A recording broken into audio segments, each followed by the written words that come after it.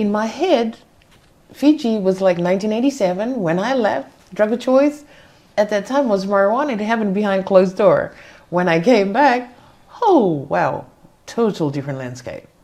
So I came in 2018, did just those little short meetings, and then he said, you need to come back and help the government trying to fight the drugs off the street. And I said, okay, let me just go back and think about it. I was the executive director of a drug and alcohol rehab at the time. My whole focus was like, would Fiji consider a drug and alcohol rehab in the country? Would that be a possibility? Yes. When I came in 2018, like I said, nobody took accountability. Nobody took responsibility to say, we do have a problem. We need action. Nobody did that at that time. Was it being hidden? Yes. Yes, it was. Do you know why? Oh, I'm not even quite sure. And the thing is... But he couldn't get data? No. Couldn't get to know how bad it is, but No. on the ground, when you spoke to people, they told you how bad it was. Yes, definitely. So when I came back in 2019, the first thing I needed to do was, everybody's saying we have a drug problem, but there was nothing, there was no significant data to tell us, okay, do we really have a bad problem? Yeah. So what we did, initially the first 4 weeks, going out and just did a survey, data collection. Man, I wasn't ready for the information that I got at that time. What did you find out? I found, so we did 53 people collectively as a whole, 53 people, and they were from Suva, Nosuri, to the west, Vanuatu, Lambasa, even to Obalau, Lebuka. They were all different people, just handpicked. And they were from 19 to 50 years old. And then obviously asking them from your community, in your area, what do you see? What are some of the problems? What drugs? When I talk about drugs, what drugs comes up for you? So I was only ready for marijuana, and that was it. Nah, they were saying there's cocaine, there's crystal meth, there's heroin. That got me really stirred because it's like, wow, heroin's in this country? Didn't even know heroin was here.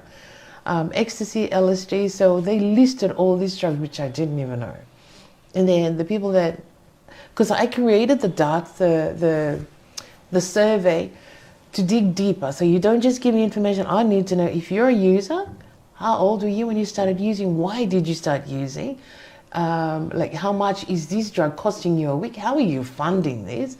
How are you using this? Are you smoking it intravenous or snorting it? Yeah, that was... What did you find out based on that? Yeah, so out of 53, 17 or 20 of them, all users, at least 5, oh man, that was a huge number. It was a huge number even deal. So there was a whole different scope of these young people.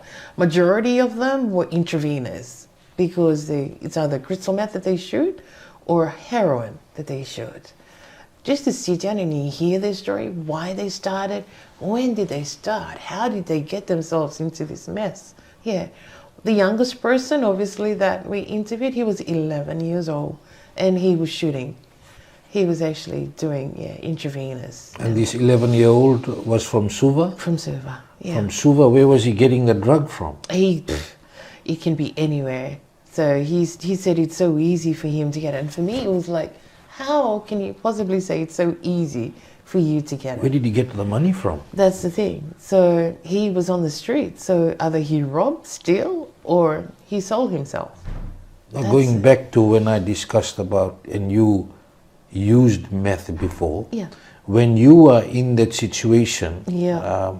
You could do anything yeah. to get that hit? Yeah. Even if you took a life? There is a certain extent where your conscience gets in, whether you want to take a life or not.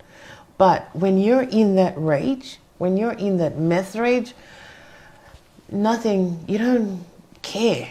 You don't really care if it's your relative standing in front of you. Yeah. And that's how bad it is. So for the 11-year-old that you interviewed, yeah. Was he left on the streets by his parents? Just to hear his story, he said he was sent from one of the maritime islands to come and school, stayed with the family here in urban areas, obviously in Suva. And then abuse happened within the home, so he didn't feel safe. For him, it was safer to go on the streets and meet up with the young people. And that's how it was with him. It's just so sad. And you think, why couldn't you go back home to your parents, you know?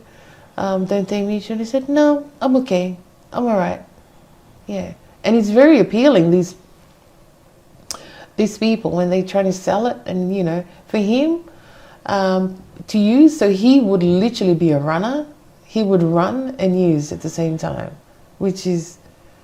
Oh, so he's a peddler as well. Yeah, yeah. And they would use the young people to target other young people. So you're seeing a pattern where young people are introduced to these highly addictive drugs. Yeah.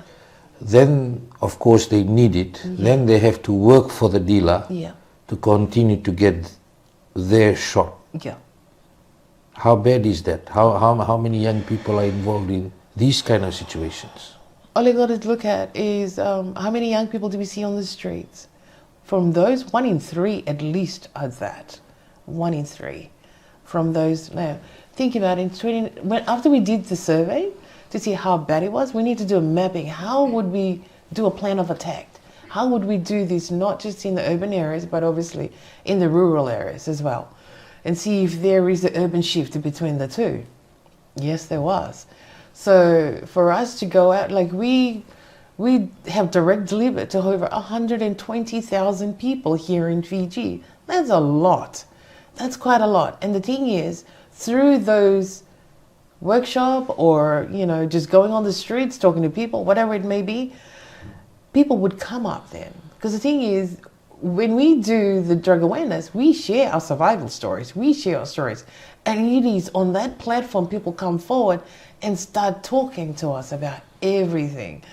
Half of the time we're not even ready. Some of the intel are so, wow, so confronting that you wouldn't even think it's happening here, but it is here.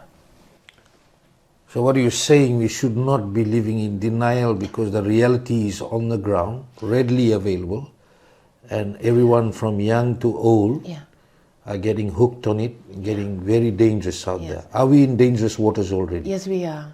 We already are. If I stand back and look at, okay, you talked about the biggest drug lab that was busted here in 2002. That was crystal meth or methamphetamine. But did you realize in 2000 we had a huge bust here for heroin, and that was 351 kilos of heroin here. So you have the heroin already, then you have the meth.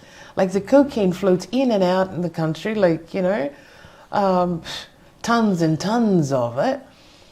Obviously, everybody's saying it is trafficked through Fiji to other countries, whether it be Australia being the cocaine haven right now. The demand for it is huge. Whether it be New Zealand, whether it be the United States, or even other countries as well. So they're saying it's been trafficked out and nothing here. But I'm sorry, domestically, we have a demand for these drugs right now. That's what I want.